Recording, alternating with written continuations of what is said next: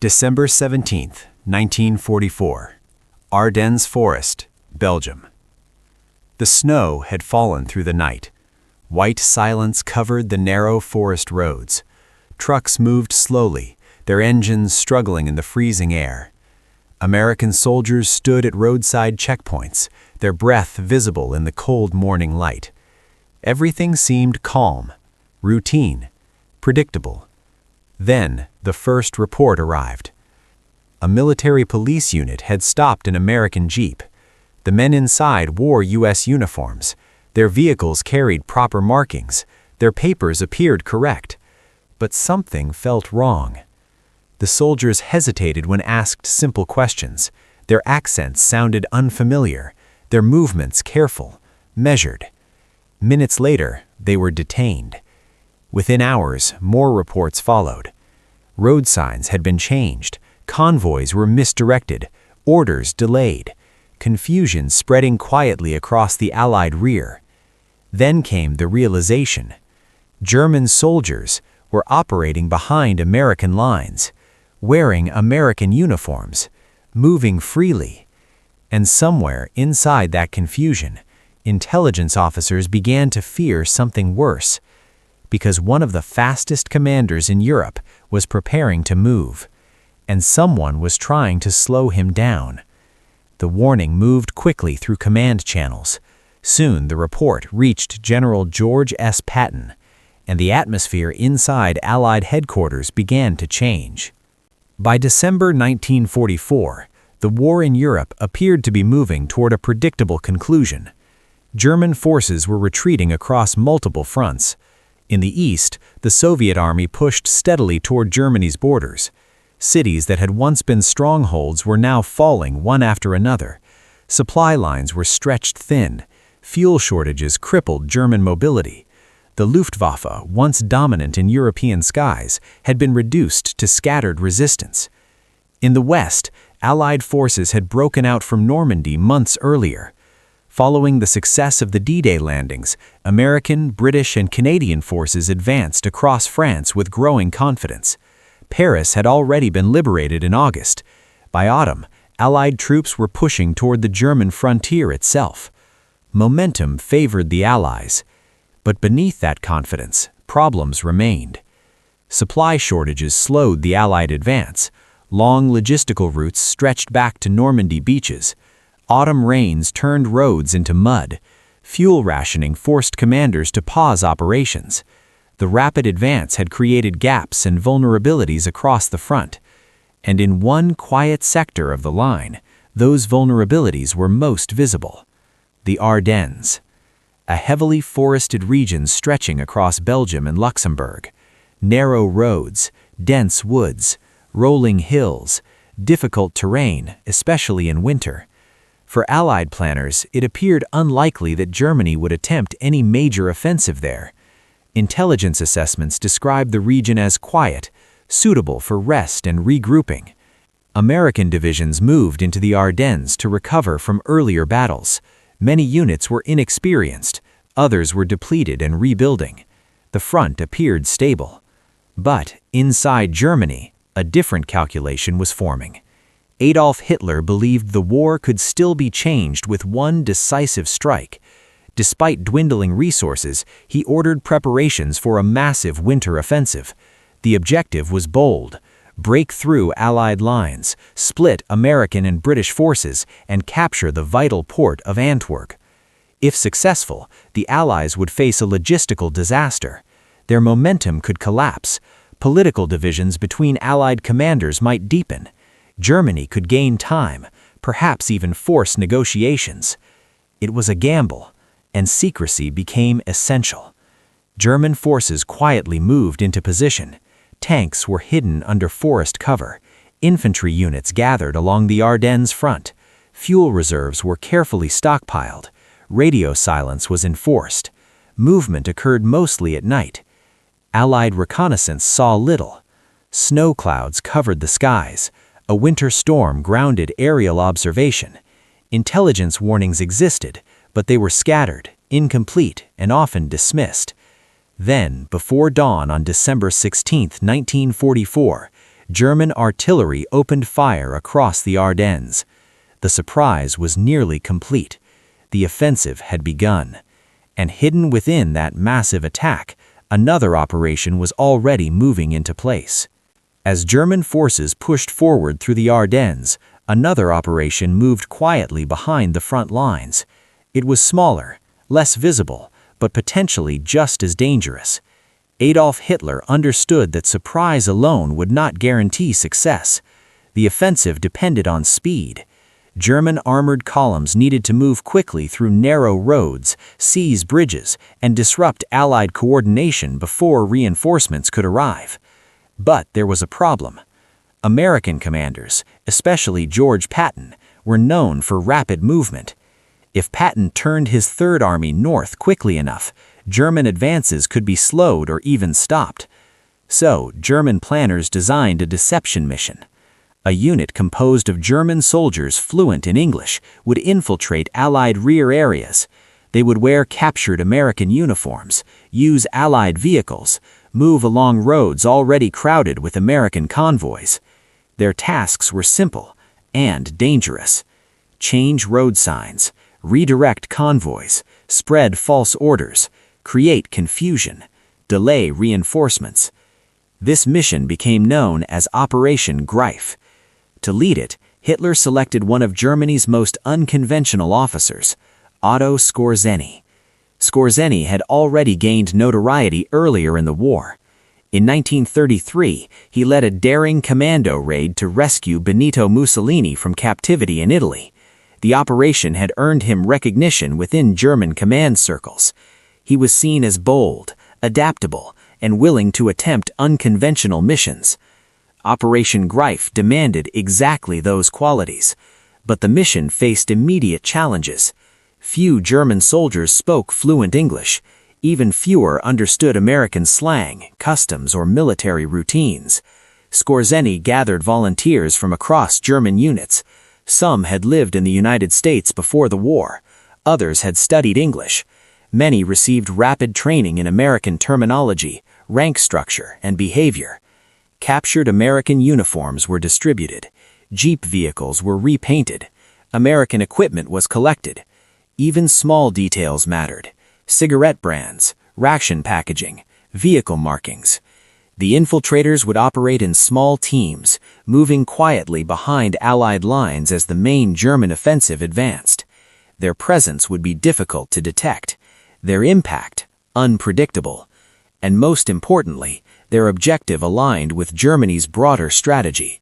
Slow Allied reaction long enough for German armored columns to break through. By December 17, 1944, these teams were already moving through the snow-covered roads of Belgium, changing signs, redirecting units, creating hesitation where speed was essential. And somewhere within that growing confusion, Allied commanders began receiving unusual intelligence. The deception had begun, and the first signs of infiltration were about to surface. By December 19, 1944, the situation across the Ardennes had become increasingly unstable. German forces had pushed deep into Allied lines.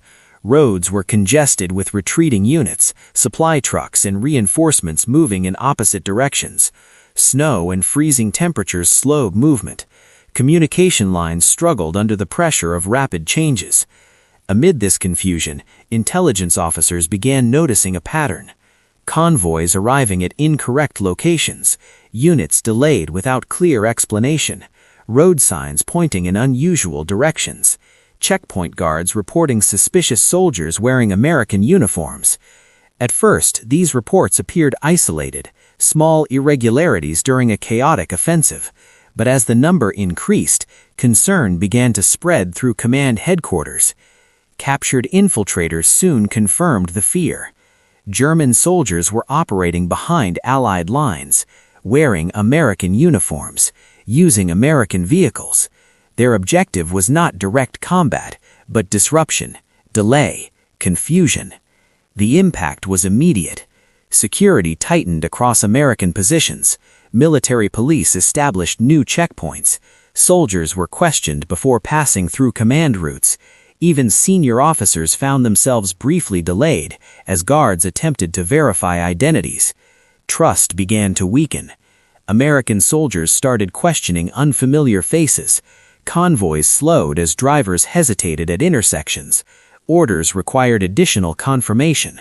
The tempo of movement, which was once fluid, became cautious. And in the middle of this uncertainty, one command headquarters began receiving more urgent intelligence. Reports suggested German infiltrators were attempting to interfere with routes leading toward key operational movements.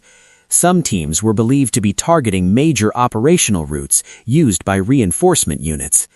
Among the most critical forces expected to move rapidly was the Third Army, commanded by George Patton. At the time, Patton's forces were positioned to the south, preparing for separate offensive operations. But as German advance deepened into Belgium, Allied command began considering a major shift, redirecting Patton north to counter the offensive and relieve surrounded units. Speed would determine success. If Patton moved quickly enough, German momentum could be halted. If delays occurred, the German breakthrough might widen. Captured infiltrators provided additional details.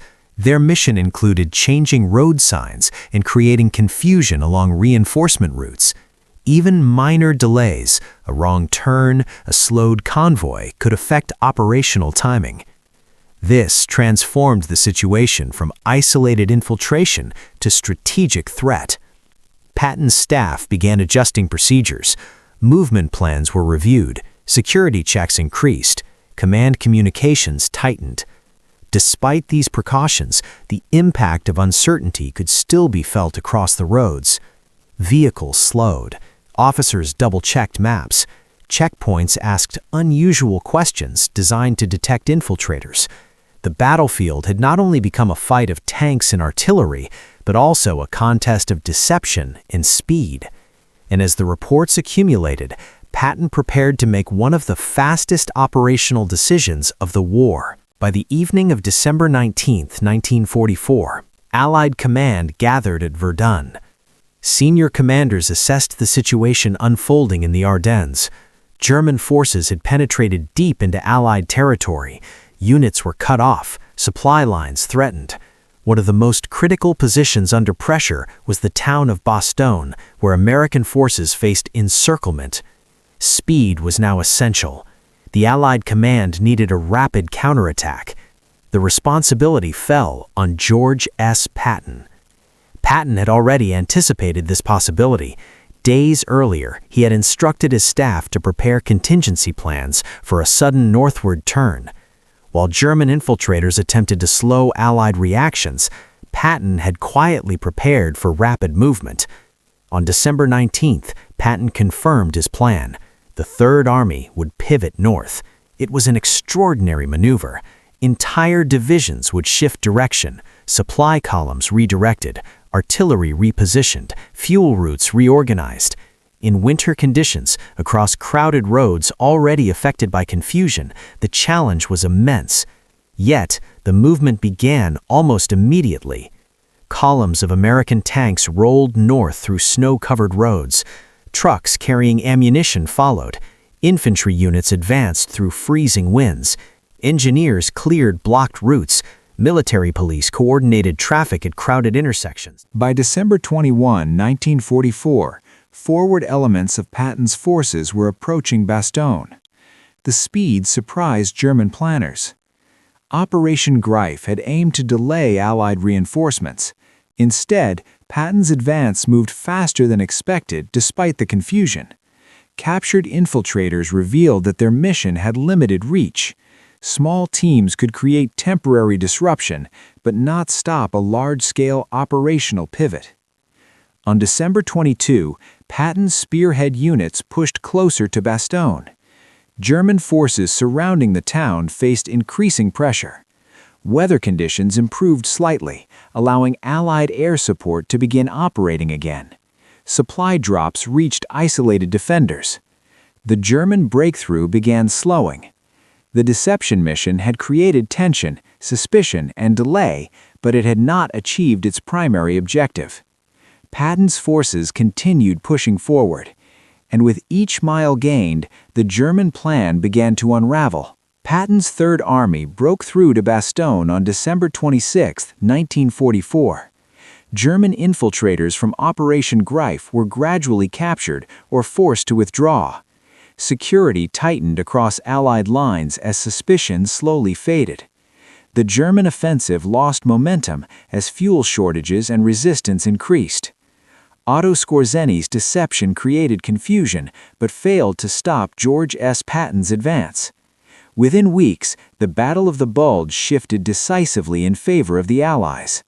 The deception had created confusion, but it could not overcome speed and preparation. George S. Patton's rapid response turned uncertainty into momentum.